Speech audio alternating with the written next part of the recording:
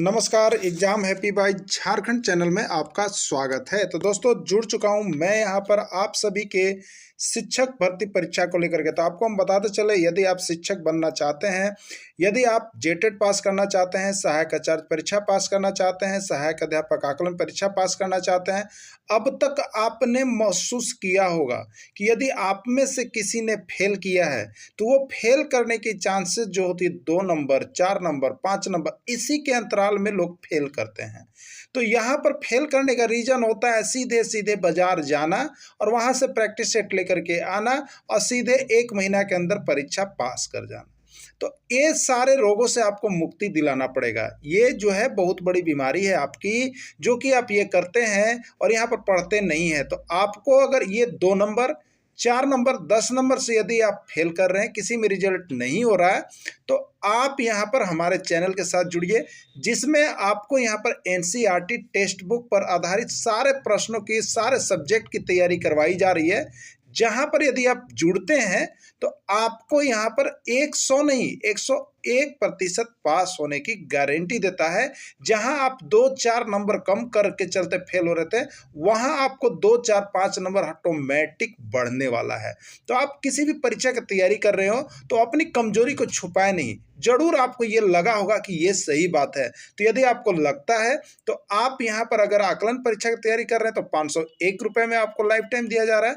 अगर जेटेट परीक्षा की तैयारी कर रहे हैं तो 999 रुपये, और सहायक आचार्य परीक्षा की तैयारी कर रहे हैं तो 999 रुपये में आप हमारे साथ जुड़ करके यहाँ पर डेली प्रैक्टिस कर सकते हैं, एनसीईआरटी का नोट्स खरीद सकते हैं। और यहाँ से सारी तैयारियां जब से आप करेंगे तो आपको यह महसूस होगा, कुछ ही दिनों में आपको यह महसूस होगा, आपको पता चलेगा कि जो हम में कमियां थी वो कमी अब दूर हो रहा है। तो आप जल्दी करेंगे और जरूर जुड़। का खोज किसने किया? जे थॉमसन, गोल्डस्टीन, रदरफोर्ड या जेम्स चैडविक? तो देखिए, इलेक्ट्रॉन, प्रोटॉन, न्यूट्रॉन से एक प्रश्न आता है।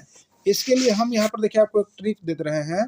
कभी कभी हम लोग खुशी में कहते हैं, बहुत जगह कहते हैं जी, सुनिएगा, ईटा पर नाच भाभी।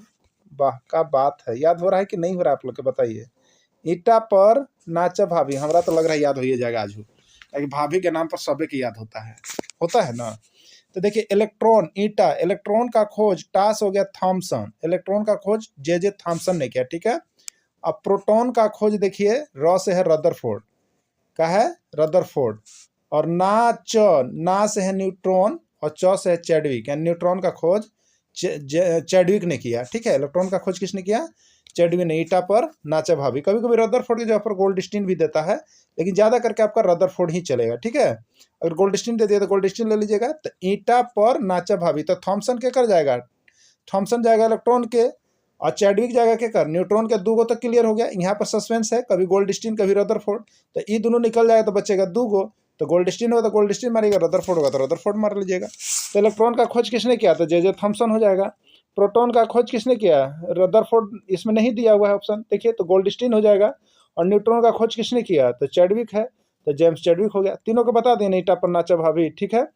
सिंधु घाटी सभ्यता के स्थल लोथल किस नदी के तट पर स्थित है? ठीक है।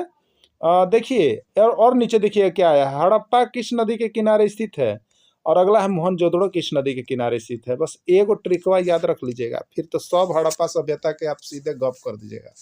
देखिए, कोई कोई बोलता है लव है, अरे भैया सुनिए, लव है रवि। क्या बोल रहा है? लव है रवि, ठीक है, लव है रवि ना। तो देखिए, सिंधु घाटी सभ्यता के स्थल लोथल ना किस नदी के तट पर है? भोगवा नदी के तट पर स्थित है, ठीक है, भोगवा नदी के तट पर स्थित है। और है का मतलब है, देखिए, हड़प्पा, ह का मतलब है हड़प्पा, और यहाँ रवि का मतलब रावी नदी है। बोला कि लव है रवि, तो लव, लो से लोथल और भो से भोगवा, ह का मतलब हड़प्पा, और किस नदी? रावी नदी के किनारे। तो सिंधु घाटी सभ्यता के स्थल जो लोथल है वो कहाँ है? भोगवा नदी के तट पर स्थित है। हड़प्पा किस नदी के तट पर स्थित है? रावी नदी के तट पर स्थित है। अब देखिएगा, तो हड़प्पा के हो गया ना, हड़प्पा किस नदी? तभी रवि, रावी नदी हो गया। अब देखिए, मोहनजोदड़ो, तो उसी में कहावत था, क्या कह रहा था से सुनिएगा, लव है रवि, बुलाओ, कहाँ बुला रहा है? मोहन सिंह के घर आ जाओ। लव है रवि, मोहन सिंह घर आना, ठीक है। तो लोस हो गया लोथल। और भोगवा नदी, है का मतलब ह से हड़प्पा और रावी नदी। और मोहन का मतलब मोहनजोदड़ो और सिंह का मतलब सिंधु नदी। ठीक है, तो मोहनजोदड़ो किस नदी किनारे? सिंधु नदी के किनारे। बड़ी बढ़िया ट्रिक है ना? अगर लगा होगा बढ़िया तो लाइक मार दीजिएगा ना, लाइक मार दीजिएगा जरूर। सिंधु घाटी सभ्यता का स्थल रोपड़ किस नदी के तट पर स्थित है? और अगला है आलमगीरपुर किस नदी के तट पर स्थित है? और अगला है वनमाली किस नदी के तट पर स्थित है? एक और ट्रिकवा याद कर लीजिए अबरी। लब है रवि मोहन सिंह के घर बुलाई थी लड़की, पता हो गया ना? अबरी याद रखिएगा। रोसत आलम नाम है, रोसत आलम, रोसत आलम याद रख लीजिएगा। रोसत आलम हिंडन वन को रंगाए थे, याद रखिएगा, ना याद होगा तभी हो। हिंडन वन को रंगाया। रोसत आलम किसको रंगाया? हिंडन वन को रंगाया। ठीक है।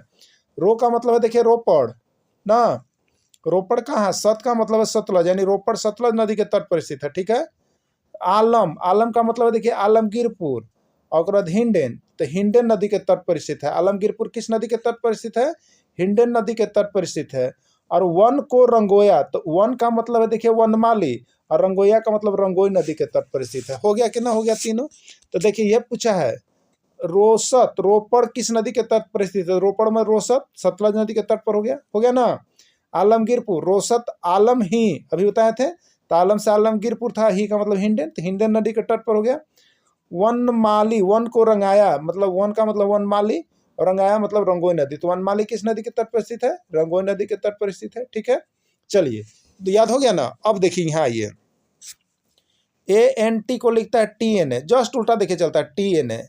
तब PET के क्या चलिएगा? जस्ट उल्टा चलिए TEP, तो आंसर क्या होगा? TEPC, TEP यही होगा राइट आंसर। ठीक है, चलिए अगला देखिएगा। DOG डॉग, DOG डॉग लिखा हुआ है। डॉग को क्या लिखता है? गोड, ऐसे चल रहा है जी, ऐसे ऐसे नहीं चल रहा है। GOD हो गया। अब राम को क्या लिखेगा? राम को, तो राम को ऐसे लिखिए MAR। तो मार, मार किस में? बी में, तो बी हो गया राइट आंसर। कॉपी, देखिए कॉपी कैसे लिखा जी? O और P एक साथ और फिर Y और C। ठीक है, O और P एक साथ लिया, फिर Y और C, बीच वाला एक साथ और फिर लेफ्ट राइट। ठीक है, तो गुड, तो क्या होगा? बीच वाला एक साथ, तो डबल O होगा, और फिर D और G है, लेफ्ट राइट DG। ठीक है, तो डबल O DG किस में है? D में है, तो D आंसर होगा। ऐसे चुनते जाना है। ठीक है, जल्दी जल्दी बनाइएगा। 5 मीटर में कितना सेंटीमीटर होगा बताइए? तो 1 मीटर में कितना होता है? 100 सेंटीमीटर। तो 5 मीटर में कितना? तो 5 गुने 100 यानी 500 सेंटीमीटर होगा। सी आंसर हो गया। ठीक है, चलिए अगला देखिए। 10 रुपया में कितना पैसा? 10 पैसा, 100 पैसा, 1000 पैसा या 10,000 पैसा। ठीक है, तो 1 रुपया में कितना पैसा जी? 100। 1 रुपया में 100, तो 10 रुपया में कितना? तो 10,100, 10,100 मैंने कितना? 1000। देखा राइट आंसर कितना होगा? सी होगा ना। 5 ग्राम में कितना किलोग्राम? तो देखिए 1 किलोग्राम में कितना होता है? 1000 ग्राम ना। तो 1 ग्राम में कितना होगा? 1 ग्राम में 1/1000 ग्राम होगा। तो यहाँ पर कितना है? 5 ग्राम, तो 5/1000 होगा। और क्या होगा? किलोग्राम में किस में है? तो डी में है, 5/1000, तो यही आंसर हो गया। ठीक है, चलिए। एक बस रांची से बोकारो 150 किलोमीटर की दूरी 3 घंटे में तय करती है। यदि समान गति से चल रही हो तो कोठार से गोला तक 20 किलोमीटर की दूरी तय करने में कितना समय लगेगा? 10 मिनट, 20 मिनट, 24 मिनट या 30 मिनट? देखिए यहाँ पर मिनट में दे रहा है, और आपको यहाँ प्रश्न घंटा में दिया है, तो घंटा वाला किस में बदल लीजिएगा? मिनट में। ठीक ना, तो चलिए देखते हैं। 150 किलोमीटर की दूरी 3 घंटा में, देखिए यहाँ पर बनाया हुआ है, इसको हम दिखा देते हैं। 150 किलोमीटर की दूरी कितना में? 3 घंटा में। 3 घंटा को मिनट में चेंज किया तो 180 मिनट, यानी 150 किलोमीटर 180 मिनट में। तो 1 किलोमीटर कितना में? तो 180/150 मिनट में। अब इसी को हल कर दीजिएगा तो आपको कै मिनट में पूछा है? देखिए 20 किलोमीटर, 1 किलोमीटर इतना 20 किलोमीटर, 20 से गुना कर दिए और इसको सॉल्व किया तो देखिए यार 24 मिनट, तो इसका राइट आंसर हो जाएगा 24 मिनट। ठीक है, चलिए अगला देखिएगा। 40 पेन का मूल्य 400 है तो 30 पेन का मूल्य क्या होगा? एकदम सॉलिड है। 40 पेन का मूल्य 400, तो 40 400 है तो 1 हो गया कितना? तो 400/40। अब 30 कितना हो गया? तो 40 नहीं 400, 30 तो 300, तो आंसर कितना हो गया? 300। ठीक है, चलिए अगला देखिएगा। अगला है A गुने B बराबर B गुने A को कौन सा नियम कहेंगे? A गुने B बराबर B गुने A को कौन सा नियम कहेंगे? गुणन का क्रम विनिमय नियम, योग का, भाग का या कोई नहीं। तो देखिए याद रखिएगा, क्या याद रखना है, यदि a प्लस बी बराबर b प्लस ए हो तो क्रम विनिमय मतलब क्रम को सिर्फ चेंज किया गया, जो ये बाएं दाएं था अभी दाएं बाएं हो गया, तो क्रम चेंज हो गया तो क्रम विनिमय नियम हो गया। और ये जोड़ के है तो जोड़ का कहलाएगा, और यह गुना रहेगा तो गुना कहलाएगा। तो यहाँ गुना है इसलिए गुणन का क्रम विनिमय नियम, राइट आंसर ए होगा ना। वह संख्या की ज्ञात कीजिए जो 1 से 7 अधिक है। 7 अधिक है तो क्या करेंगे, उसमें जोड़ेंगे ना, तो आंसर क्या होगा, x प्लस 7। तो किस में है, ए में है, ये x प्लस 7 आपका आंसर हो गया।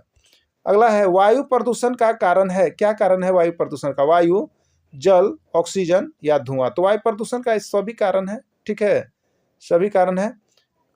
वायु प्रदूषण का क्या कारण है, वायु, जल, ऑक्सीजन या धुआं। तो इसका राइट आंसर देखिए डी है, धुआं होगा। क्या होगा आपका, धुआं। वायु प्रदूषण का कारण धुआं है।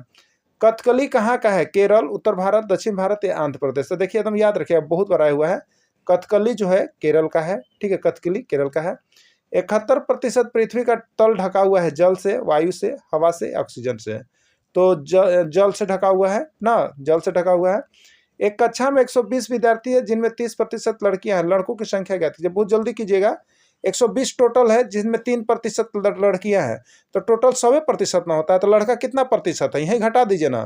तो 100 में से 30 यानी 70% लड़का है, तो 120 का 70% निकाल लीजिए, ठीक है। 120 का 70 तो 70/100 हो गया, 1 0 1 0 1 0 1 0, तो बरसते 84, यानी 84 क्या है उसमें, यहाँ पर लड़के हैं, ठीक है।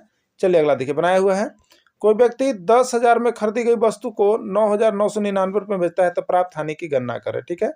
तो देखिए हानि कितना हो रहा है, 10,000 में से 999 1 रुपया, और हानि प्रतिशत अगर कह रहा है तो हानि प्रतिशत बराबर हानि बट्टा कितना होता है, क्रय मूल। तो क्रय मूल कितना हो गया 10,000, और गुने कितना हो गया 100 हो गया, 2 0 से 2 0, 1/100, यानी क्या कहिएगा 0.01% कहिएगा। किस में आया है, सी में आया है, यही इसका राइट आंसर हो जाएगा, ठीक है। चलिए अगला देखिएगा। कक्षा का मॉनिटर होना चाहिए कैसा, कक्षा का सबसे लोकप्रिय विद्यार्थी, शिक्षक का प्यारा, कक्षा का सबसे शक्तिशाली विद्यार्थी, कक्षा का बहिर्मुखी विद्यार्थी। तो कक्षा का मॉनिटर जो होना चाहिए वो कक्षा का सबसे लोकप्रिय विद्यार्थी होता है, ए इसका राइट आंसर होगा। एक शिक्षक को करना चाहिए अधिक मात्रा में धन कमाना चाहिए, छात्रों के शैक्षिक उत्थान के लिए प्रयास करना चाहिए, छात्रों के हित का कार्य करना चाहिए, छात्रों की देखभाल करना चाहिए। क्या करना चाहिए एक शिक्षक को, तो एक शिक्षक को जो है छात्रों के शैक्षिक उत्थान के लिए प्रयास करना चाहिए, सही आंसर होगा।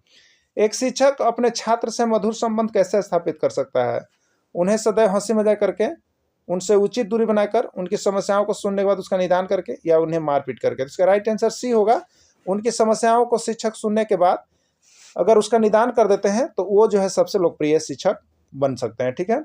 पर्यावरण दिवस किस दिन मनाया जाता है, 5 अप्रैल, 5 मई, 5 जून या 5 जुलाई। तो पर्यावरण दिवस 5 जून को मनाया जाता है, सबसे राइट आंसर। और 1001 बार अभी तक एग्जाम में आपको पूछ दिया गया है। पर्यावरण को बचाने के लिए चिपको आंदोलन का संबंध किस राज्य है, देखिए चिपको आंदोलन से आपको नोट्स दे दिया गया है, आप सभी देख लीजिएगा। बम्बई, उत्तर प्रदेश, उत्तराखंड, इनमें से कोई नहीं थी, ये उत्तराखंड का है। हमारे वायुमंडल में सबसे अधिक मात्रा में कौन सी गैस का है प्रतिशत, ठीक है, ऑक्सीजन, नाइट्रोजन, हाइड्रोजन या कैल्शियम। तो देखिए हमारे वायुमंडल में सबसे अधिक जो है वो नाइट्रोजन है, 78% सबसे अधिक माना जाता है। इसका अति भी दे दी है, चार्ट आप लोग को बना दी है।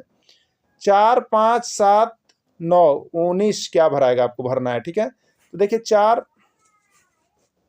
1 5 2 7, ठीक है, तो 1 से हुआ, फिर 2 से, और फिर यहाँ पर 7 हो गया ना आपका, यहाँ पर फिर 4 चलेंगे तो 7 4 11, और 4 दूनी 8 19, तो 4 11 होगा, इसका राइट आंसर 11 हो जाएगा, 4 जुड़ेगा, 1 बार 2। अगला है यदि दिन का संबंध रात्रि से है तो सफ़ेद का संबंध किससे है, ठीक है। तो आप यहाँ पर देख रहे हैं काला हो गया, रंग हो गया, किरण हो गया, लाल हो गया, क्या होगा बताना है। तो देखिए रात्रि का दिन संबंध से पर्यायवाची शब्द है, तो सफ़ेद का उल्टा क्या होता है बताइए, काला होगा ना, तो काला से हो जाएगा ना, ठीक है। अगला है अंधेरा का पर्यायवाची शब्द है तम, अंधकार, तिमिर या सभी। तो अंधेरा इस सभी का होता है। अतिथि का पर्यायवाची शब्द है मेहमान, पाहुन, आगंतुक या कोई नहीं या सभी। तो ये अतिथि का सभी पर्यायवाची शब्द है, मेहमान भी अतिथि को कहते हैं, पाहुन भी अतिथि को कहते हैं, आगंतुक भी अतिथि को कहते हैं। आँख का पर्यायवाची शब्द है चक्षु, नयन, नेत्र या असुर। आँख का पर्यायवाची शब्द कौन नहीं है बताना है। तो आँख का चक्षु होता है, नयन भी होता है, नेत्र भी होता है, असुर नहीं होता है, ठीक है। तो आँख का पर्यायवाची शब्द कौन नहीं है, असुर नहीं है, ये आंसर हो गया। अगला है, एक बिंदु से होकर कितनी सरल रेखाएं खींची जा सकती है? 1, 2, अनंत या एक भी नहीं। तो एक बिंदु से होकर के जो है यहाँ पर कितनी सरल रेखाएं खींची जा सकती है? तो एक बिंदु से होकर अनंत, देखिए एगो बिंदु है ना, खींचिए ना, कै गो खींचिएगा, कोई लिमिटेशन नहीं है भैया, अनंत होता है। ठीक है, चलिए अगला देखिएगा, दो दिए गए बिंदु से होकर कितनी सरल रेखा खींची जा सकती है? दो बिंदु दिया गया है तो उससे कितनी सरल रेखा खींचेगा? तो एक है ना, एक सीधी रेखा में जाने वाली सरल रेखा एक होगा, तो एक आंसर होगा इसका। ठीक है, प्रश्नवाचक चिन्ह के स्थान पर कौन सी संख्या आएगी? 9, 1 घटा 8, 1 जुटा 9, 1 घटा 8, 1 जुटा 9, 1 घटा 8, यानी 8 होगा, तो इसका राइट आंसर बी हो जाएगा। ठीक है, चलिए अगला देखिएगा, प्रश्नवाचक चिन्ह के स्थान पर कौन सी संख्या आएगी? ठीक है, 12 में 3 जुड़ा 15, और 15 में से 5 घटा 10, और 10 में 3 जुड़ा 13, और 13 में से 5 घटा 8, अब 8 में 3 जुड़ेगा 11, तो 11 किस में है? तो 11 देखिए आपका आंसर डी में है, इसका राइट आंसर 11 हो जाएगा। ठीक है, चलिए अगला देखिएगा, पृथ्वी का एकमात्र उपग्रह का नाम बतावें। 1001 बार प्रश्न पूछ दिया गया, बुध, शुक्र, चंद्रमा या मंगल। तो पृथ्वी का एकमात्र उपग्रह जो है वो आपका क्या है? चंद्रमा है। ठीक है, पृथ्वी का एकमात्र उपग्रह चंद्रमा। ठीक है, चलिए अगला देखिएगा, चंद्रमा का व्यास पृथ्वी के व्यास का लगभग कितना होता है? 1/4, 2/4, 3/4, 5/4। इसका राइट आंसर है 1/4 होता है। सूर्य ग्रहण कब लगता है? जब चंद्रमा सूर्य और पृथ्वी के बीच होता है, जब चंद्रमा पृथ्वी और सूर्य के बीच होता है, चंद्रमा जब पृथ्वी और सूर्य के बीच होता है, या सभी होता है। आइए देख लीजिएगा, देखिए सूर्य जो होता है ना, उस समी के पेड़ के जैसा होता है, याद रखिएगा। समी का पेड़ देखिएगा पूरा बढ़ते जाता है, एकदम सूर्य के समान खिलता हुआ जाता है ना। तो सूर्य का कैसा होता है? सूर्य समी के जैसा, याद रखिए। समी की स्पेलिंग याद रखिएगा, SME। ठीक है, SME। एस का मतलब है देखिए सन, मतलब सूरज ना। एम का मतलब है मून, मून माने चंद्रमा, और ई का मतलब है पृथ्वी। देखिए अब यहाँ पर देख लीजिएगा, कोई कहे कि चंद्रमा जो है बीच में आ जाता है केक और सूर्य और पृथ्वी के बीच में, तो वो सही कह रहा है, वो कहीं सही कह रहा है। देखिए जो सी नंबर कह रहा है। अब कोई कहेगा चंद्रमा जो है सूर्य और पृथ्वी के बीच में आ जाता है, एने से देखेगा, तो इहो सही है। अब कहेगा जब चंद्रमा जो है पृथ्वी और सूर्य के बीच आ जाता है, इहो सही है। तो ये सब सही है। देखिए बोलने का तरीका देख लीजिएगा, लेकिन सब में याद रखिएगा, इसके अनुसार शॉर्ट कर लीजिएगा। ठीक है, चलिए अगला, एक त्रिभुज जिसकी तीनों भुजाएं आपस में बराबर हो कहलाती है। समबाहु त्रिभुज, समद्विबाहु त्रिभुज, विषमबाहु या कोई नहीं। तो तीनों भुजा बराबर हो तो क्या कहते हैं? समबाहु त्रिभुज, ए इसका राइट आंसर होगा। ठीक है, एक त्रिभुज की भुजाओं की माप AB 7 centimetre, BC 7 centimetre, CA 7 centimetre. यह किस प्रकार का त्रिभुज है? समबाहु, विषमबाहु, समद्विबाहु या कोई नहीं। ठीक है, तो देखिए यहाँ पर माप दे दिया है, अभी कहा नहीं कि तीनों बराबर, लेकिन माप दे दिया है। तो तीनों मापे तो 7 सेंटीमीटर, यो 7 है, यो 7 है, यो 7 है, सब बराबर है, ये समबाहु है। ठीक है, चलिए अगला देखिए, ये 3 centimetre, BC 3 centimetre, CA 3 centimetre, तो कौन त्रिभुज है? सब बराबर है, भुजा समबाहु त्रिभुज है। शिक्षा निम्नलिखित में से किसका एक शक्तिशाली साधन है? सामाजिक रूपांतरण का, व्यक्तिगत रूपांतरण का, सांस्कृतिक रूपांतरण का, उपयोग सभी। तो देखिए इसमें शिक्षा जो है सभी का हो जाएगा, राइट आंसर डी होगा। एक शिक्षक के लिए सर्वाधिक चुनौतीपूर्ण कार्य है विद्यार्थियों को गृह कार्य करने के लिए तैयार करना, शिक्षण व सीखने की प्रक्रिया को आनंददायक बनाना, अनुशासन बनाए रखना, कक्षा में अनुशासन बनाए रखना, प्रश्न पत्र तैयार करना। तो सबसे देखिए जो है यहाँ पर बी नंबर, शिक्षण सीखने की प्रक्रिया है ना। विश्व का सबसे बड़ा महाद्वीप है एशिया, अफ्रीका, उत्तरी अमेरिका या ऑस्ट्रेलिया। तो इसका राइट आंसर क्या होगा? देखिए आपका बहुत जल्दी जल्दी आपको करना है, इसलिए प्रैक्टिस सेट जब भी हम आपको देते हैं तो आप कॉपी और पेन लेके बैठिए और फट प्रैक्टिस सेट कीजिए, क्योंकि सब चीज़ आपको पढ़ाया हुआ है। ऐसा नहीं है कि प्रैक्टिस नहीं करा, सब प्रैक्टिस करवाया हुआ है। और जो शुरू बार कर रहे हैं उनके लिए हम इतना डीपली दे रहे हैं, अब बताते चल रहा है। जो शुरू बार जुड़े हैं देखिए नोट्स परचेज कर लीजिए, पैसे का मोह नहीं देखिएगा, नहीं तो पैसा तो लाइफ टाइम कमाना है, फिर कहीं रिजल्ट खराब हो जाएगा तो फिर बहुत दिक्कत हो जाएगा। इसलिए पैसे के लिए नहीं अति रखिएगा, सबको नोट्स खरीद लीजिए, नोट्स सब बता दिए गए हैं यहाँ। तो प्रैक्टिस सेट शाम को एक चल रहा है, तो प्रैक्टिस सेट में अपना बताइएगा, स्कोर जरूर आप शेयर कीजिएगा ना। तो एशिया हो जाएगा। चलिए अगला, एशिया महादेश से होकर कौन सी रेखा गुजरती है? देखिए महादेश वाला जो है वो सब भी आपको बताया हुआ है, सबका ट्रिक दिया हुआ है, कौन महादेश से होकर कौन सी रेखा गुजरती है। कर्क रेखा, मकर रेखा, विषुवत रेखा, सभी। तो यहाँ पर कर्क रेखा हो जाएगा। ठीक है, एशिया यूरोप से मिलकर निर्माण होता है। 50 बार क्वेश्चन पूछ दिया जी। अब याद रखिएगा, सब किताबें के हैं, देखिएगा ना, सब किताबें की 2016 टेटो में आया था। तो आप लोग कहिएगा किताब से ना आता है, तो कहाँ से आता है? किताबें से आता है। तो एशिया और यूरोप से मिलकर निर्माण होता है यूराल, यूरोपिया, यूरेशिया या यूसीला। तो एशिया और यूरोप से मिलकर यूरेशिया का निर्माण होता है, एकदम याद रखिएगा, ठीक है। एशिया और प्लस यूरोप तो बनेगा यूरेशिया। क्या बनेगा? यूरेशिया। तो यूरेशिया याद रखिएगा, ठीक है। चलिए अगला देखिएगा। यदि 963 बराबर 57 सही है तो 963 के बीच में कौन सा संकेत आएगा बताइए। 963 बराबर 57 हुआ जी, 963 बराबर 57 हो रहा है तो कौन सा संकेत सही है? देखिए अब यहाँ से यहीं से देखिए कीजिए, 9 और प्लस माइनस है तो 9 6 15 और माइनस 3 12, ये गलत हो गया। दूसरा देखिएगा तो प्लस पहले लेगा 9 प्लस 6 भागा 3, तो 6 3 भाग दीजिएगा तो 6 में 3 से भाग दीजिएगा, यहाँ पर क्या हो जाएगा? तो 6 में 3 से भाग दिया तो 2 हो गया, ठीक है। और 9 और 2 कितना होगा? 11, लाना है 57, ये भी गलत हो गया। अब गुना है और प्लस है तो गुना कीजिएगा पहले, तो 9 6 54 और प्लस कीजिएगा 3 तो 54 3 57, देखिए सही हो गया जी, सी वाला। तो ऐसे ही यहाँ पर सेट करते जाइएगा और देखते जाइएगा, फटाक से हो जाएगा, ठीक है। यदि 563 को 8 लिखा जाता है तो उसके बीच में उपयुक्त चिन्ह क्या लगेगा बताइए। 563 बराबर कोई 8 लिख दिया है तो इसके बीच में कौन सा चिन्ह लीजिएगा? यहीं से स्टार्ट कीजिए, प्लस और प्लस है तो 5 और 6 11 और 3 14, ये गलत हो गया। अब देखिए प्लस और माइनस है तो 5 6 11 और माइनस 3 8 हो गया ना 8, तो ये सही हो गया, बी आंसर सही हो गया, ठीक है। चलिए अगला देखिएगा। यहाँ पर परिवार में कौन सा उपसर्ग है जो किसी शब्द के पहले लगता है उपसर्ग, और हिंदी तो देखिए खत्म हो गया, हिंदी के नोट्स आप खरीद लीजिएगा। तो परिजोड़वार ऐसे करते, संधि विच्छेद कर परिजोड़वार, तो ये पहले है और ये बाद में, पहले वाला उपसर्ग होता है तो परी हो गया, क्या हो गया? परी हो गया, ठीक है। चलिए अगला देखिए, प्रगति में कौन सा उपसर्ग है? प्रगति में कौन सा उपसर्ग है? तो क्या होता है? पर जोड़ गति होता है ना, तो पर हो गया, तो आंसर इसका पर हो गया, ठीक है। उपसर्ग जो पहले लगता है। प्रतिशत में कौन सा उपसर्ग है जी? तो देखिए प्रति एकदम संधि विच्छेद जो कीजिएगा ना, उपसर्ग प्रत्यय में कहीं गलती ना कीजिएगा। तो प्रति पहले है, जो पहले है उपसर्ग है तो प्रति हो गया, ठीक है। तो प्रति एक आंसर होगा, एकदम ऐसे बनाइएगा ना, समझे, ऐसे धीरे धीरे बनाइएगा ना तो हो जाएगा।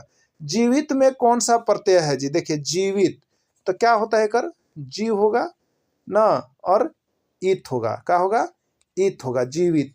तो बाद में ये पहले ये उपसर्ग है और ये बाद में प्रत्यय, तो प्रत्यय पूछा है तो इत होगा, तो इत किस में है? सी में है। अगला देखिएगा, बलिष्ठ में कौन सा प्रत्यय है? बलिष्ठ, बलिष्ठ तो बल और जोड़ का होता है, देखिए इष्ट है तो इष्ट, बल जोड़ इष्ट, तो इष्ट हो गया प्रत्यय। इष्ट किस में है? ए में है, ए यही आंसर हो गया, बस संधि विच्छेद कर लीजिएगा। स्वादिष्ट ना, स्वादिष्ट, स्वाद क्या होता है? स्वाद और जोड़ का हो गया इष्ट, तो स्वादिष्ट हो गया ना, स्वादिष्ट हो गया, तो यही चीज हो गया आपका इष्ट हो गया, इष्ट इसका आंसर हो जाएगा। अगला है, नीचे दिए गए विकल्प में विषम संख्या समूह चुनिए, ठीक है। 81 विषम जो सबसे अलग है, तो इसमें 3 गो एक जैसा होगा, एक वो अलग होगा, उसको चुनना है आपको। तो 81 में 3 से गुना किए तो 243, 64 में 3 से गुना किए तो 192, 25 में 3 से गुना किए तो 75, लेकिन 16 में 4 से गुना करेंगे, 16 में 4 से गुना करेंगे तो कितना होगा? 64 होगा ना।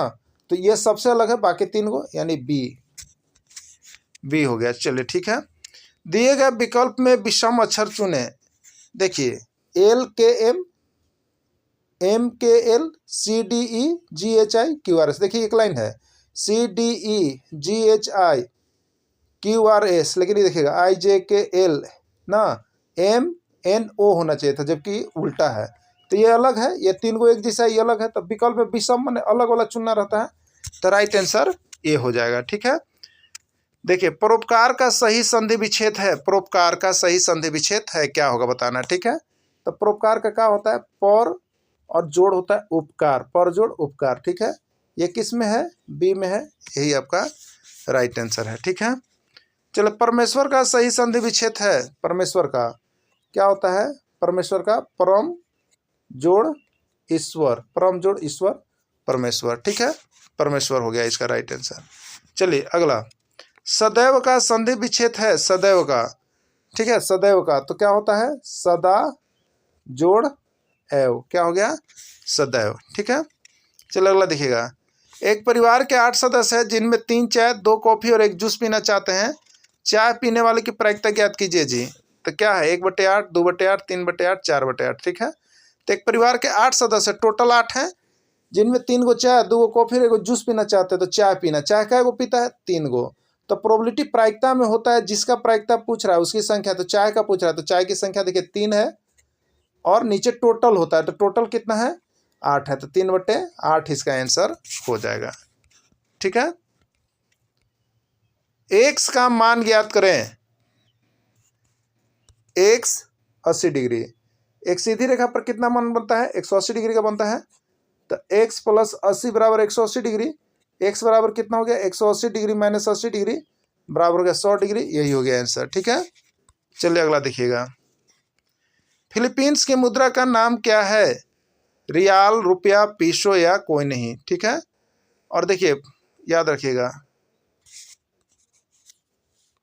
फॉल याद रखिएगा, फॉल मनीला पीस, फॉल केकरा ला पीस? Manila piece. ठीक है। तो फॉल मतलब हो गया फिलीपींस, और फिलीपींस की राजधानी है मनीला, और उसकी मुद्रा का नाम है देखिए पीसो। तो फॉल मनीला पीस, तो फॉल मतलब फिलीपींस, और मनीला मतलब फिलीपींस की राजधानी मनीला, और उसकी मुद्रा का नाम है पीसो। ठीक है। तो मुद्रा का नाम क्या होगा? पीसो। दोनों याद हो गया। विश्व में सबसे अधिक दूसरा जनसंख्या वाला देश कौन है? चीन, अमेरिका, भारत या कोई नहीं। तो क्या हो जाएगा इसका? भारत हो जाएगा। दूसरा भारत है। अंग्रेजी वर्णमाला के दाहिने से 20वां अक्षर के दाहिने 8वां अक्षर कौन होगा? बताइए। दाहिने से दाहिने कहने पर क्या करते हैं? घटाते हैं। ठीक है। दाहिने से दाहिने कहने पर घटाते हैं। तो 20 में से 18 गया तो 2, 20 में से 18 गया तो 2। तो दाहिने से दूसरा अक्षर, अंग्रेजी का अक्षर लिख लीजिए, ABCD, तो कहाँ तक होता है?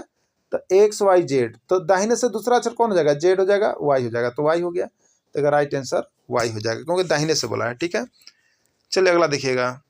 अंग्रेजी वर्णमाला के दाएं से 18वां अक्षर के दाएं 12वां अक्षर कौन होगा? चलिए दाएं, 18वां के अक्षर के बाएं ना, तो 18 में से 12 यानी कितना हो गया? छठा। तो छठा अक्षर देखिए तो क्या होता है, आप याद रखिएगा, AB याद रखिए। ठीक है। PQRST UVWXY और Z होता है ना। तो छठा अक्षर खोज रहा है, तो पहला, दूसरा, तीसरा, चौथा, पांचवा, छठा। ठीक है। तो छठा क्या आ रहा है? U आ रहा है, तो यू हो जाए। तो इसी तरह से आपको देख लेना है। ठीक ना। चलिए अगला देखिएगा। आकृति का परिमाप ज्ञात करें। 3, 5, 7। परिमाप मतलब क्या करना है? आप सभी को जानते हैं, सब भुजवा के जोड़ दीजिए ना खाली। 3, 7, 10 और 5, 15 हो गया ना। तो जोड़ दीजिए किसमें? 10, 5, 15 या कोई नहीं, तो 15। एकदम जल्दी जल्दी बनाइएगा, समझ गए? अब सब खत्म हो जाए। आकृति का परिमाप ज्ञात कीजिए। एकदम परिमाप में सबके एक लाइन से जहाँ से स्टार्ट कीजिए वहीं पहुँच जाइएगा, बस ये याद रखिए। तो यहाँ से हम चल रहे हैं, तो 2, 2, 4, 1, 5, 3, 8, और 8 और 1, 9, और यहाँ पर देखिएगा 9 और 3, 11 और 1, 12, 12 आ रहा है। ठीक है, देख लीजिएगा। तो यहाँ पर आंसर हो जा रहा है 11, 12, 13, 13। इसको जोड़ लेना है। ठीक है। 13 आ रहा है, 13 है तो ठीक है, इस सभी को जोड़ा हुआ है, 13 आ रहा है। महत्वपूर्ण सूत्र है, इसको छोड़ दीजिएगा आप लोग को नोट्स दिया गया था। एक वर्ग का क्षेत्रफल 49 मीटर स्क्वायर है, उस वर्ग की भुजा का मान ज्ञात करें। ठीक है। एक वर्ग का क्षेत्रफल क्या होता है बताइए? वर्ग का क्षेत्रफल 49 मीटर दिया हुआ है, तो वर्ग का क्षेत्रफल बराबर होता है कितना? भुजा का स्क्वायर। तो भुजा बराबर क्या हो जाएगा? तो √49 हो जाएगा। क्या हो जाएगा? √49। 49 का कितना हो जाएगा? 7 मीटर। 7 मीटर 49 का हो गया 7 मीटर। ठीक है। तो 7 मीटर यही हो गया आंसर इसका। तो जल्दी कर लीजिएगा आप लोग। 7 मीटर हो गया। देखिए नोट्स जो लिए हैं उनके लिए बनाया हुआ है। एक कमरा वर्ग के आकार का 10 मीटर गुने 10 मीटर माप का है, उसमें 2 मीटर गुने 1 मीटर साइज का टाइल्स लगवाना है, कुल कितने टाइल्स होंगे? ठीक है। तो देखिए सबसे पहले आप क्या कीजिएगा कि कमरा का क्षेत्रफल निकाल लीजिए। कमरा का क्षेत्रफल कितना का है? तो 10 गुने 10 तो 100 हो गया, और उसमें जो टाइल्स लग रहा है वो एक टाइल्स का साइज कितना हो रहा है? तो 2 गुने 1 यानी 2 मीटर का हो रहा है। तो 100 में 2 से भाग दे दीजिए, तो कितना? 50 को टाइल्स चाहिए ना, तो 50 टाइल्स चाहिए। ये आंसर हो गया। भारत का पूर्व में विस्तार कहाँ तक है? कश्मीर, कन्याकुमारी, अरुणाचल प्रदेश या कच्छ तक? तो इसका राइट आंसर सी है, अरुणाचल प्रदेश। भारत का पश्चिम में विस्तार कहाँ तक है? तो भारत में पश्चिम विस्तार जो है आपका, ये आपका कच्छ तक है। भारत का उत्तर से दक्षिण की ओर लंबाई कितना है? तो इसको भी याद कर लीजिएगा आप लोग। इसका राइट आंसर 3214 है। खून का पर्यायवाची शब्द है वायस, सवा, रश्मि या लहू। तो खून का पर्यायवाची शब्द इसमें लहू होगा। इसमें कौन गंगा का पर्यायवाची शब्द है? देवनदी, भागीरथी, मंदाकिनी या सभी? तो इसका राइट आंसर सभी हो जाएगा। आप लोग जल्दी जल्दी टिक करते चलिएगा और इसका जो है लास्ट में आंसर जरूर बताइएगा। तो चलिए लास्ट में जरूर बताइएगा। इस तरह से यहाँ पर सारे ऑप्शन को आपको यहाँ पर करवा दिया गया है। तो यदि आप आकलन परीक्षा की तैयारी कर रहे हैं तो आप यहाँ पर जो है सारे प्रश्नों को देख लीजिएगा। डेली शाम को प्रैक्टिस सेट देख लीजिएगा। इससे आपका जो है, अगर नहीं भी देखे हैं तो आपका यहाँ पर काम पूरा हो जाएगा और आप सभी यहाँ पर तैयारी करके अच्छा कर सकते हैं। वीडियो के अंत तक जुड़े रहें, इसके लिए आप सभी को बहुत बहुत धन्यवाद।